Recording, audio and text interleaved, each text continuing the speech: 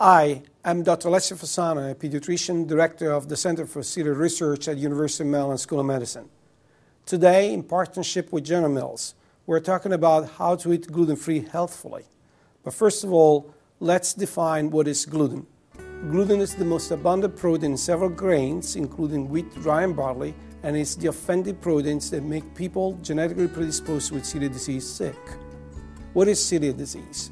Nowadays, celiac disease is defined as an autoimmune disease, therefore a recipe with two ingredients: genes that you're born with, and then an environmental trigger that leads to the autoimmune insult.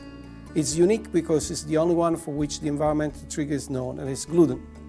However, we need to be aware there are other forms of gluten reaction. There is an entire gluten spectrum disorders, including wheat allergy that affects roughly 300,000 people in the United States, celiac disease that affects 1% of 3 million people, and then gluten sensitivity that is by far the most frequent form of gluten reaction that affects as many as 20 million people, 7% of the general population.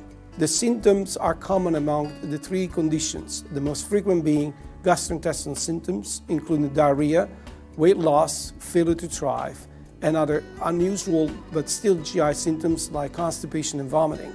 However, there is no system in the body that is spared by this condition, and therefore people can be affected by anemia, chronic fatigue, osteoporosis, joint pain, infertility, miscarriages, neurological symptoms, behavioral changes, and so on. How is the disease diagnosed?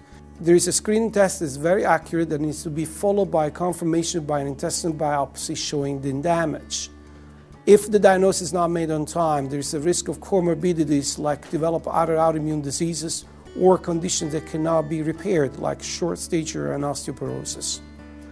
The treatment of celiac disease is based on stopping this interplay between genes and environment. Of course, genes cannot be eliminated, so the cornerstone is the elimination of gluten from the diet for life and 100%.